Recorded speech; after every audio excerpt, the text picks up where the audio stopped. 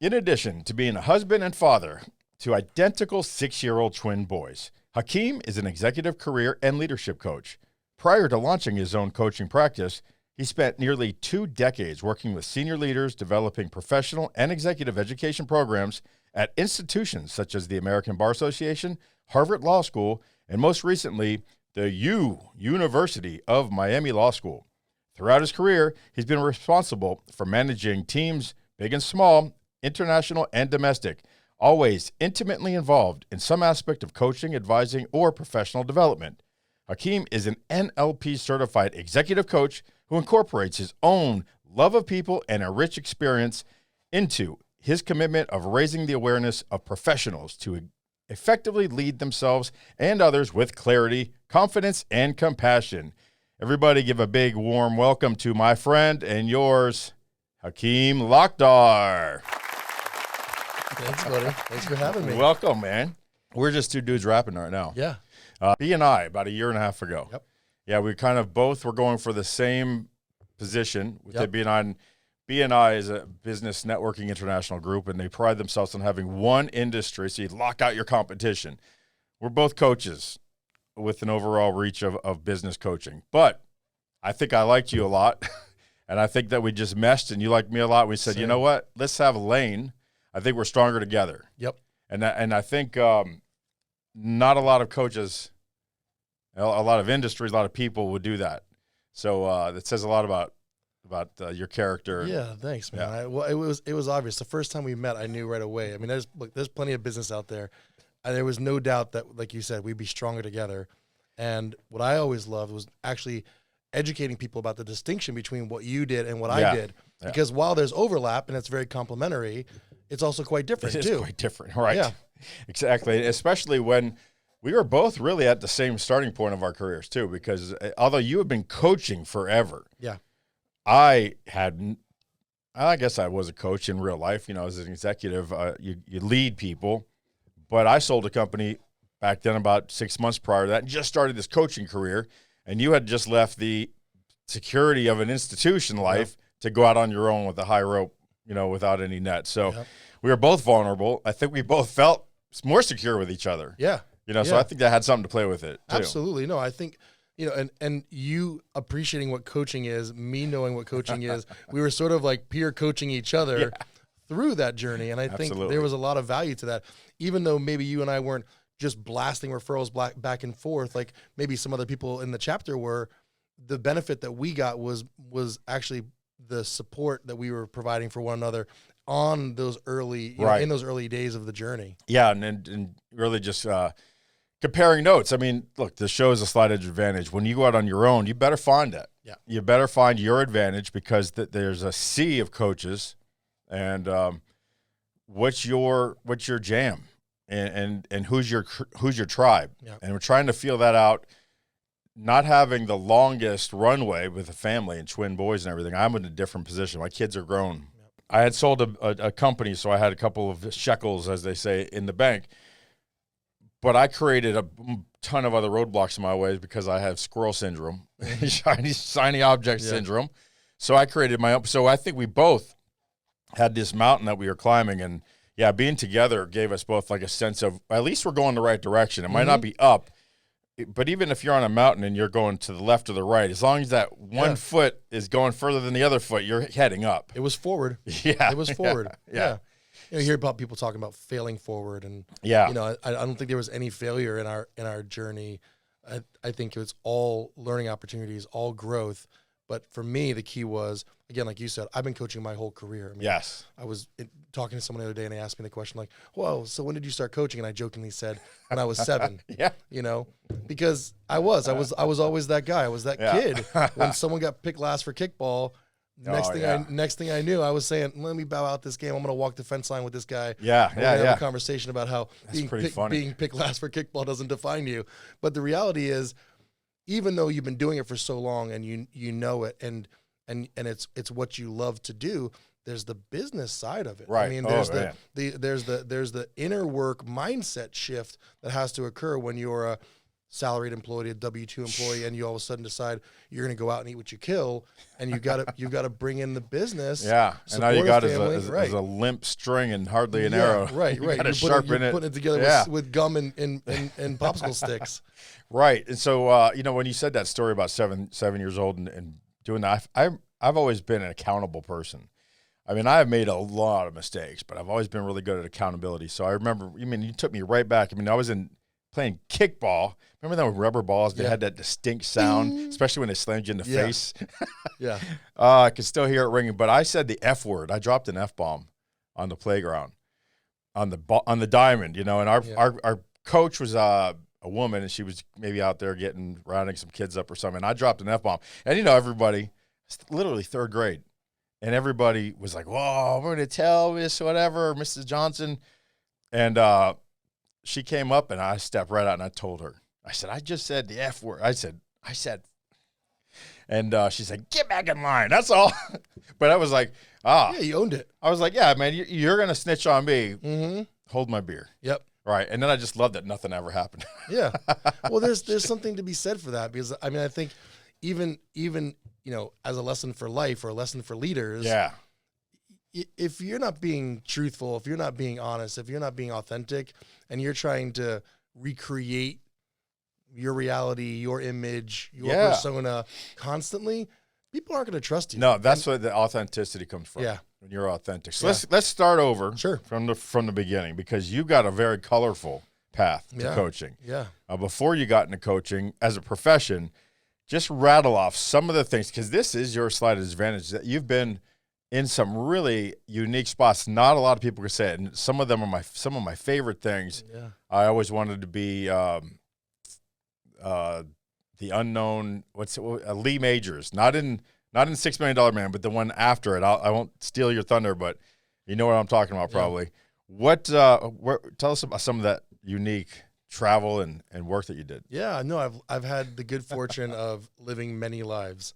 So, I was, when you start from 7 years old, then in middle school, I was a peer counselor, and I was like the only boy in the class, and I had this jacket that said peer counselor on it, and I was walking around counseling my classmates and doing conflict mediation between buddies of mine who had just been fighting in the lunchroom, hours later. That's just innate then. Right. It's just, it was wild. And people were like, why are you in that? I'm like, I don't know. I just feel drawn to it, Wow. So I'm doing that in middle school, and then you fast forward to high school, and I'm in JROTC. Was in JROTC for 4 years, the entire time I was in high school. And everyone's like, so, what do you want to do in the military? I was like, I don't have any aspirations of going to the military. I have family members in the military, fully support all of our brothers and sisters in the military. And all of my friends from JROTC use it as a springboard. But me, the draw was the leadership aspect. I love that part of it. Yeah. It was amazing for 4 years in high school. In addition to all the stuff we shouldn't have been doing in high school, I got time to really focus on growing myself as a leader. And I love that. I think that was. And where was that? So that was here in South Florida? Yeah, right here at Western High School. Yeah. Oh, West. And I love that. And I just knew that I was always going to be sort of a lifelong leadership junkie. And while I recognized that, I also knew that I wanted to kind of dabble. Bit of an adventure. I wanted to dabble in things. So I lived in Morocco for a year. I my senior year of high school, went and lived in Morocco for a part of the year, and did a little sort of gap year before I went to college. And then I've always played music, and ended up meeting a buddy of mine. We ended up starting an acoustic duo. Right. And then we were playing all of these local things up in Tallahassee at Florida State for game days and Greek functions. And then we started traveling the Southeast, and next thing you knew, we were down in Key West. Yeah, at my favorite place. I came, I drank, I don't remember. That's right. Irish Kevin's, right there on Duval Street. The funnest bar on Duval Street. It is a blast. All day, every day. Yeah. There's nothing but fun in there. And it's no stops. Blasting out onto the sidewalks. It's amazing. The closest thing to New Orleans that Florida has, I think, where that's that nonstop mentality where you can't take a break, or else people will just go to another bar. Yeah. Our shows were 4 hours long. Yeah, we had 4 hours shows. I would get up off the bar stool, regardless of how much I had drank, and my legs would be all cramped up just sitting there on a bar stool. We did that in Nashville too, on Broadway. When we play down in Nashville, they don't let you take a break, and you only have 15 minutes to get to your next gig and set up and start playing again. Yeah. Otherwise, people just shift. Yeah. It was an amazing opportunity. We were down there for a spring break casually my senior year in college, and we went up and played in between, one of the shows swapping out, and we said, oh, we'll fill that gap while they're setting up. So we went up and played a song, and some silly sing along song, and Kevin of Irish Kevin said, hey, you guys are pretty good. Maybe you guys come back and we'll have a featured act. And I said, hey, sounds good to me. That's how you became a featured act at Irish Kevin's, by just saying, well, there's another lesson, right?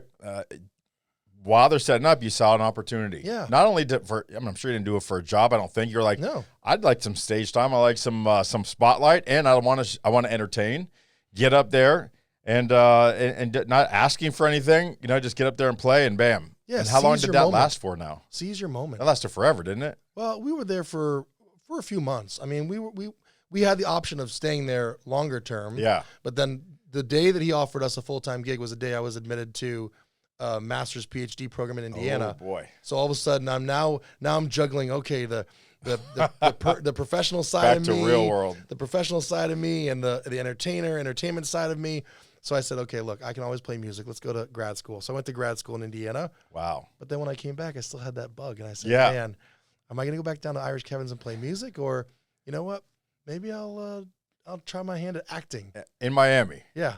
We're not known for acting. Right. Other than Telemundo. Right. And so where'd you end up? Yeah. I ended up Spanish soap operas. Next thing I knew, I was doing stair falls in short feature films. Oh, that's hilarious. I was stunt driving and had extensions in my hair and doing, playing Mario on El Cuerpo de Deseo. And it was just wow. And you spoke how much Spanish? Zero Spanish. And they gave me speaking lines. I mean, that was the best part. They just walked you right through the dialect and they said, can you say vamos? I said, I can say vamos. They said, can you say no te muevas? I can say no te muevas. Can you say el piso? I said, yeah. They're like, all right, squad leader. I was like, nice. All right, there we go. Oh my gosh. So that was one of my favorite shows, that The Unknown Stuntman. Yeah. Lee Majors. He was still married to, I think, Farrah Fawcett back then. He's jumping off buildings and then riding that big cool truck. Holy moly, that was a good show. Yeah.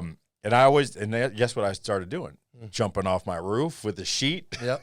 Thinking, taking our bikes and riding them off the bridges and the canals and, crazy stuff that, thank God there were no video cameras back then, because there's so much evidence.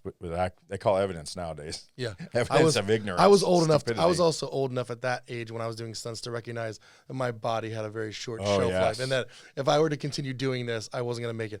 Key West, I wouldn't have survived. No, much because longer. of the alcohol. And just the party scene down there was insane. Loved it, but that's a short-term thing. And then acting in stunts. What I talk to my clients a lot about is vision and having clarity around your vision. And that vision can be short-term, long-term, vision for your life, vision for your team, vision for your product, your service, whatever it might be, your company, your business.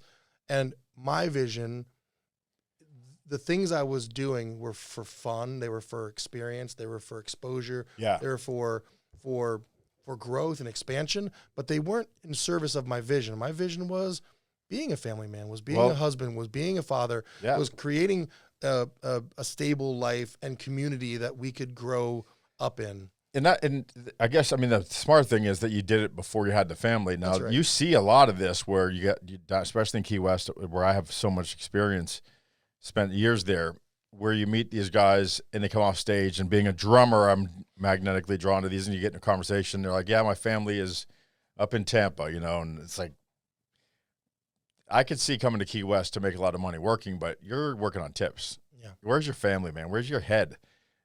Passion. Music is a passion. It's not a career that you leave your family for to play in a dive bar in Key West. Oh, how long have you been here? A couple of weeks? No, about 2 years. Yeah. It's like, oh my God. So that you did it the right way. Yeah. And to each their own. I think at the end of the day, everyone's got their own journey, but I had the good fortune, again, to explore these avenues and these paths early on in life. And I surrounded myself with good people. So I had good friends, good family, even my acting mentor, who's a phenomenal guy down here, amazing South Florida actor, very well known, Anthony Carone. He's, we're still very close. And we had a great conversation one night, and he was saying, like, let me pick your brain. What are you trying to achieve in this industry? What do you hope to accomplish? Yeah. What's your vision? At the end of the day, isn't it called show business? That's right. Yeah. That's right. So it's all the same. Yeah. We're all connected in this business thing. That's right. And even in your family life, you got to treat your household sometimes like a business. Yeah. You know? Yeah. So you get through, and then you went back, you got, really more travel in you, right? Bouncing a lot of ironic stories coming up with the family and the birth of your sons and where you met your wife and all. But you're settling down. What is it about that inert coaching, that inert wanting to help other people do better? Where do you think it comes from, and what is your biggest gratitude about it? It's a great question. I think that comes from the support and connection I had to family growing up, but the desire to do something about it. Yeah. Which is what compassion is. Compassion is sympathy and empathy compelling you to then do something to help. Right. Okay. So I mean, you can feel sympathetic, you can feel empathetic, but the compassion is having those feelings and then being compelled to do something about it. To and help. then it's in part. That's right. Yeah. So that piece came, I think, for me, from this awareness around my hypersensitivity as a young man. Yeah. We have that in common too. Yeah.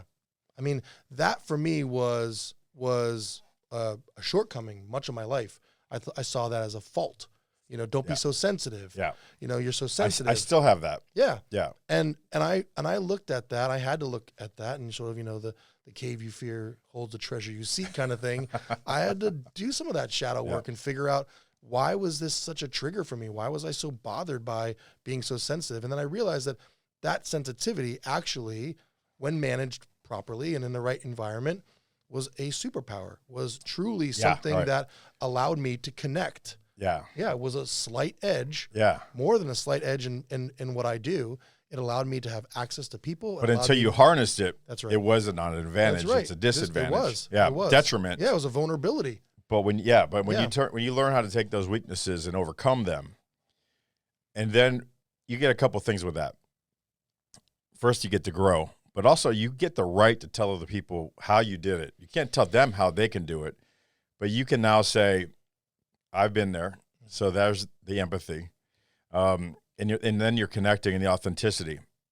The vulnerability part of that never comes until you get over it.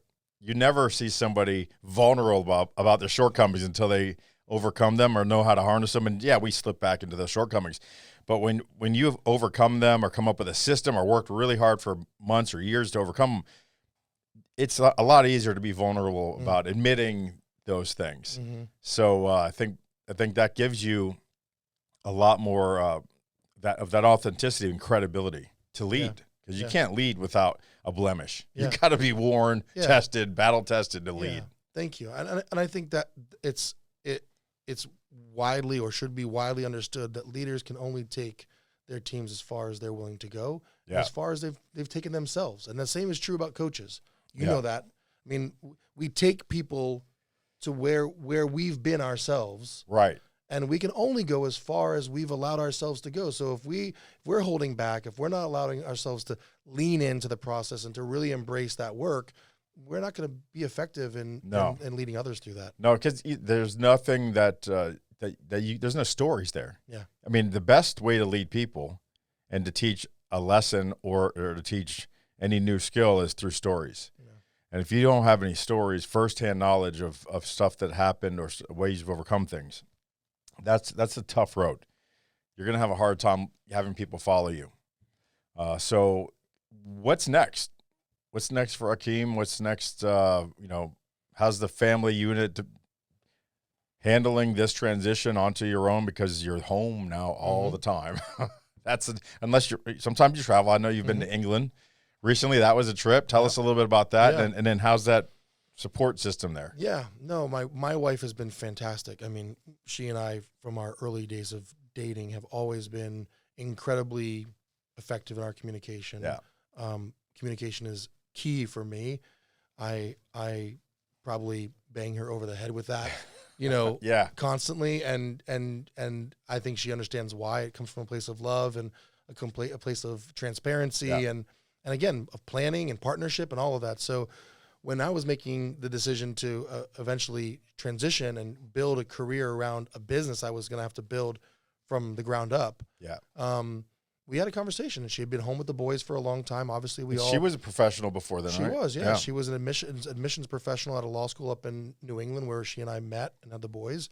And when we decided that this was what I was going to do, because this is what I was truly meant to do, we had to have that conversation. Yeah. She said, I've been home with the boys.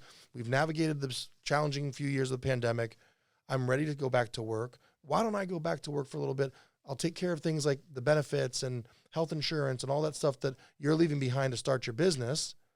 And the boys are now of an age where they're starting school. They were in kindergarten when I started this. Yep. They're going into first grade on Monday, which is kind of wild. And what we realized was the only way that this could be possible is if we do it together. So when you mentioned England, I had the great opportunity to go to England and help facilitate and participate in a leadership retreat right there, quintessential seaside cottage, beautiful sort of castle-esque type of venue. We were there for the entire week, meals prepared, really deep inner work. We talked about values and mission statements and personal compass and all that stuff. And it was amazing. I could not have been present in the way that I was if I didn't feel like things were being handled at home. Sure. And Caitlin had that on lockdown. So yeah. And you're lucky because not a lot of people have that support in the team. It's really a team. And you got the two boys, and twins are a challenge because it's not like we had one and then we had 3 years to get the other one. And of course they're not different. They are not the same, I should say. But having twins, it's just like double, bam, everything all at once. Especially as new parents. Yeah. We could have a whole podcast. We could have a whole podcast around the twin experience. They're going to put those skills of yours to work. Yeah, I'll tell you. But so with that, now that said, you've come back, and where is your business now, and where would you like it to go? What are some of the things that you're looking for? Some clients, what space are you living in? Yeah. I mean, I'm happy to say that despite even the summer lull, which I think you probably experienced a little bit of, just because naturally people take vacations, they're sort of less accessible. There's this sort of ramp up at the first of the year into spring so they can make the most of spring. Then school ends for people with kids, people with resources take vacations, they're traveling. Yeah. Then now we're getting into August and we're getting back into this sort of like, let's crush it this fall. Yeah. Business has been booming. Yeah. I mean, it's been going very well. Incredible. I mean, I started the year with a sort of manifestation journal, and it was, I have a full coaching practice with a wait list of clients. I have a full coaching practice with a wait list of clients. And I'm sitting here with you with a full coaching practice and a wait list of clients. Yes. That's amazing. I mean, truly. Yeah. And where is your sweet spot? So for somebody listening, what are the words that somebody might say when you're having a conversation that says, you really need to talk to Hakim? What are they saying about their needs? Yeah. I find myself, even though like my tagline is helping to raise the awareness of professionals, I tend to be working with people who are already quite self-aware.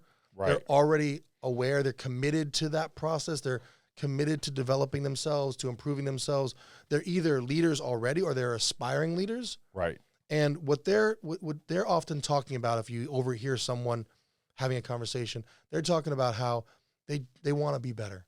I feel like I'm getting it, but I'm just missing this one thing. Yeah. Or, man, I feel like I'm good, but I want to go from good to great.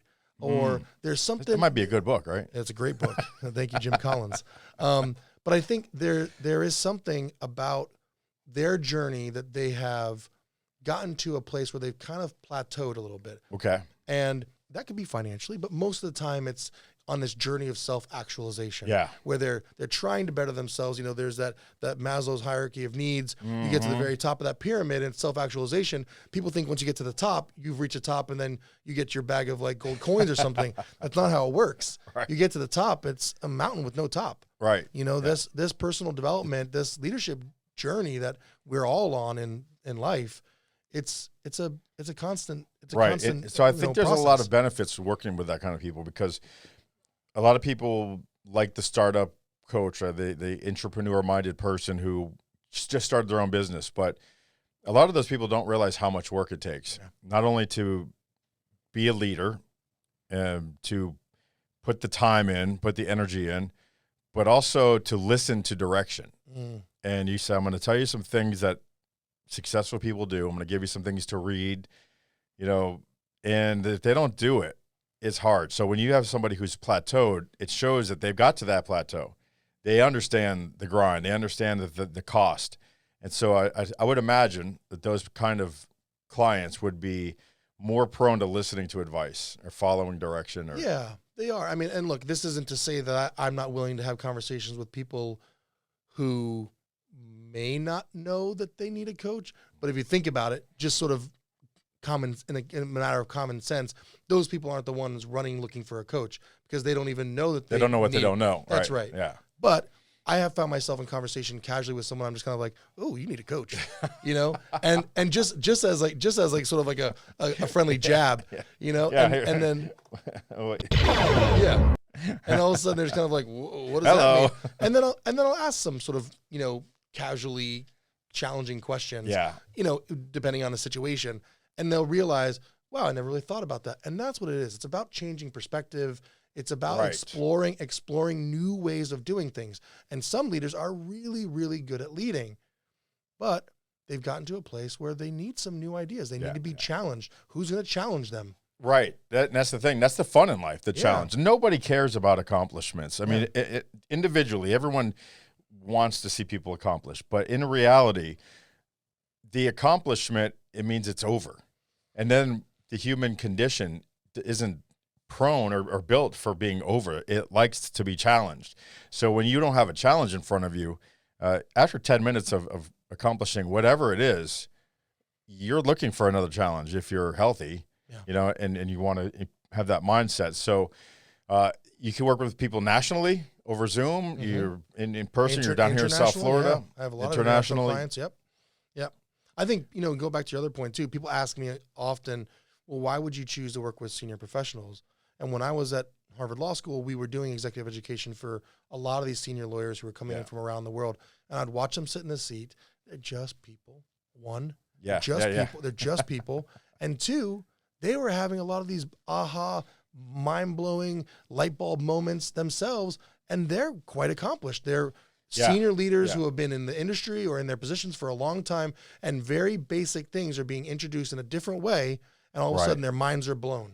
And it's because they're in a cocoon, in an echo chamber a lot of times. Yeah. So, and also my new word, it came a couple years ago, it's still my new favorite word though, it's called dialectic. Mm-hmm. And it's kind of finding the truth in opinions. Mm. So when you're having conversations with people that you're not used to talking with about your career and somebody who's got your career advancement in mind, you're going to have these different conversations that create this truth within you that you've never thought of before. And it's just words, and it's not platitudes, but it's conversation that leads that your thoughts and my thoughts create a third thought. That's right. Yeah. And then you take those thoughts and what do they become, right? They become feelings, and then feelings push your actions, and then actions become behavior. That's right. And it can't happen unless you're talking to these people outside of your little bubble and looking to grow and advance and be better for other people. Yeah. It has to be an extrinsic. That's why I tell people that I don't work industry specific. I mean, despite my nearly 2 decades in the legal profession,